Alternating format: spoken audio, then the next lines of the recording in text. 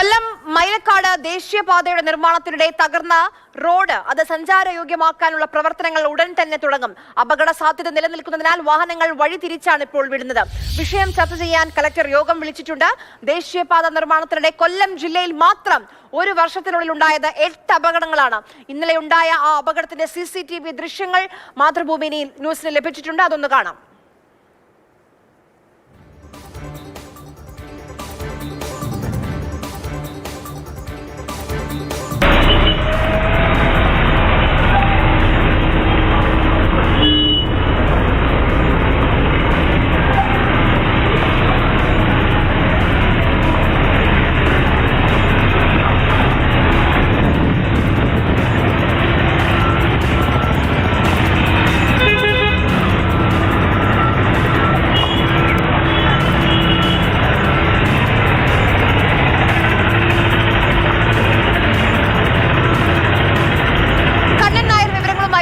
കണ്ണൻ, ഈ CCTV ദൃശ്യങ്ങൾ കാണുമ്പോൾ എത്രത്തോളം വലിയൊരു അപകടം, ഒരു ദുരന്തമാണ് തലനാഴിരയ്ക്ക് ഒഴിഞ്ഞു പോയതെന്ന് നമുക്ക് മനസ്സിലാക്കാം. 32 സ്കൂൾ കുട്ടികൾ ആ സ്കൂൾ ബസ്സിലുണ്ടായിരുന്നു.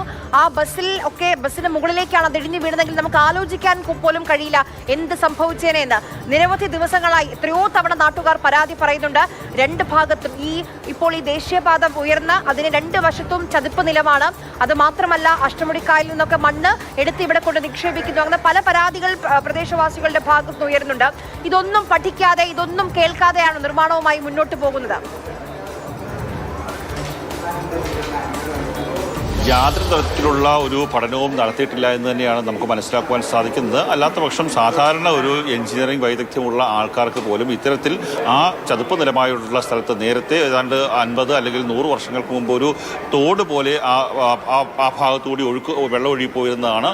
ആ ഭാഗം പൂർണ്ണമായി, ആ ഒഴുക്ക് പൂർണ്ണമായും നിലച്ച ശേഷമാണ്, അത് പൂർണ്ണമായി ഒഴിവാക്കിയ ശേഷമാണ് ഇത്തരത്തിലുള്ള റോഡിന് നിർമ്മാണം നടന്നത്.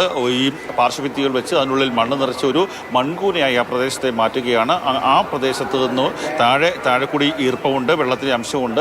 അത് മണ്ണ് വെച്ചതിൻ്റെ ഒരു സമ്മർദ്ദ ഫലമായി ഭൂമിയുടെ ഘടന തന്നെ മാറി നേരെ താഴോട്ട് പതിക്കുകയായിരുന്നു എന്നുള്ളതാണ് പ്രാഥമിക പരിശോധനയിൽ മനസ്സിലായിട്ടുള്ളത്. ശാസ്ത്രീയമായിട്ടുള്ള പരിശോധന അത്യാവശ്യമാണ്. അവിടെ ധനമന്ത്രി KN ബാലഗോപാൽ അടക്കമുള്ള കൊല്ലം MP NK പ്രേമചന്ദ്രൻ അടക്കമുള്ള ആൾക്കാർ അവിടേക്ക് എത്തിയിരുന്നു. അവരെല്ലാം ആവശ്യപ്പെടുന്നത് ഇനി വേണ്ടത് ഉയരപ്പാതയാണ്, ഈ തൂണുകൾ സ്ഥാപിക്കുന്ന പാതയാണ് വേണ്ടത്. അത് മാത്രമായിരിക്കും അവിടെ അനുയോജ്യം എന്നുള്ളതാണ് ജനപ്രതിനിധികളുടെയൊക്കെ തന്നെ ആവശ്യം. ഇപ്പോൾ ഈ വിഷയങ്ങൾ ചർച്ച ചെയ്യാൻ വേണ്ടിയുള്ള യോഗം കളക്ടറേറ്റിൽ തുടരുകയാണ്. കളക്ടറുടെ നേതൃത്വത്തിലാണ് യോഗം ചേരുന്നത്. അതിൽ ദേശീയപാത അതോറിറ്റി ഉദ്യോഗസ്ഥരുണ്ട്, ശിവാലയ കൺസ്ട്രക്ഷൻ നിർമ്മാണ കരാർ ഏറ്റെടുത്ത ശിവാലയ കൺസ്ട്രക്ഷൻ്റെ അധികാരികളുണ്ട്, ഉദ്യോഗസ്ഥരുണ്ട്. അവരോടൊക്കെ തന്നെ ചേർന്ന് കാര്യങ്ങൾ സംസാരിക്കുകയാണ്. നമുക്ക് മനസ്സിലാക്കുവാൻ സാധിക്കുന്നത് കൊട്ടിയം മുതൽ ഈ സംഭവം നടന്ന മൈലക്കാട് മുതൽ കൊട്ടിയത്തിൻ്റെ തൊട്ട് മുമ്പ് വരെയുള്ള പ്രദേശത്ത് ഉയരപ്പാത നിർമ്മിക്കാനുള്ള തീരുമാനത്തിലേക്ക് പോകും എന്നുള്ളത് തന്നെയാണ്. പക്ഷേ പ്രദേശവാസികളായിട്ടുള്ള ആൾക്കാർ പറയുന്നത് കൊട്ടിയത്തിൻ്റെ എതിർഭാഗം, അതായത് കൊല്ലത്തേക്ക് പോകുന്ന ഭാഗത്ത് പറക്കുളം എന്ന് പറയുന്ന ജംഗ്ഷനുണ്ട്. പറക്കുളത്ത് നിന്ന് മൈലക്കാട് വരെ സമാനമായ രീതിയിൽ ഉയരപ്പാത വേണം എന്നുള്ളതാണ് പ്രദേശവാസികളുടെ ആവശ്യം. കണ്ണൻ, ഇന്നിപ്പോൾ ഇതിന്റെ പശ്ചാത്തലത്തിൽ 2 കാര്യങ്ങൾ. ഒന്ന്, നമ്മുടെ പൊതുമരാമത്ത് വകുപ്പ് മന്ത്രി PA മുഹമ്മദ് റിയാസ് കേന്ദ്രത്തിന് കത്തയച്ചിട്ടുണ്ട്. എന്താണ് സംഭവിച്ചതെന്ന് എത്രയും പെട്ടെന്ന് അറിയിക്കണമെന്ന് ആവശ്യപ്പെട്ടിട്ടുണ്ട്. അതോടൊപ്പം ഇന്ന് ജില്ലാ കളക്ടർ ഒരു യോഗം വിളിച്ചിട്ടുണ്ട്. പക്ഷേ ഇതിൽ ജനപ്രതിനിധികൾ പങ്കെടുക്കുന്നില്ല എന്നാണ് അറിയുന്നത്. ഈ യോഗത്തിന്റെ അജണ്ട എന്താണ്? ഈ യോഗത്തിലെ അജണ്ട പ്രധാനമായും ഈ പ്രശ്നങ്ങൾ എങ്ങനെ പരിഹരിക്കാം എന്നുള്ളത് തന്നെയാണ്. മറ്റു പ്രശ്നങ്ങൾ ഇനി വരും ഭാവിയിൽ മറ്റു പ്രശ്നങ്ങൾ ഉണ്ടാകരുത്, ഗതാഗത പ്രശ്നം അടിയന്തരമായി പരിഹരിക്കേണ്ടതുണ്ട്.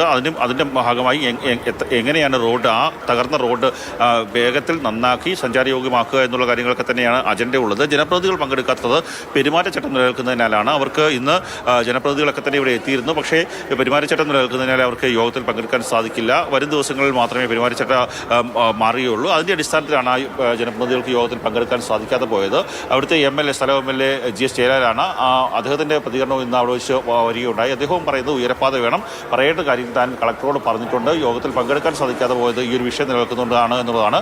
പ്രധാനമായും ഏത് തരത്തിലുള്ള ഒരു പാതയാണ് അവിടെ നിർമ്മിക്കേണ്ടതെന്നുള്ളതാണ് പ്രധാനപ്പെട്ട ചർച്ച. അതിൽ ജനപ്രതിനിധികൾ പറയുന്നത് ഉയരത്തിൽ തൂണിൽ തീർത്ത ഉയരപ്പാത നിർമ്മിക്കണം എന്നുള്ളത് തന്നെയാണ് ഇപ്പോൾ ജനപ്രതിനിധികൾ ആവശ്യപ്പെടുന്നത്. ആ ഒരു തീരുമാനത്തിലേക്ക്, ആ ഒരു അംഗീകാരത്തിലേക്ക് എത്താൻ സാധ്യതയുണ്ട് എന്നാണ് നമുക്ക് മനസ്സിലാക്കുവാൻ സാധിക്കുന്നത്. ജില്ലാ ഭരണകൂടത്തിൻ്റെയും ഒരു അഭിപ്രായം തന്നെയാണ്. ജില്ലാ ഭരണകൂടം വിദഗ്ധരുമായി നേരത്തെ തന്നെ ഇക്കാര്യത്തെക്കുറിച്ച് സംസാരിച്ചിരുന്നു, ചർച്ച ചെയ്തിരുന്നു.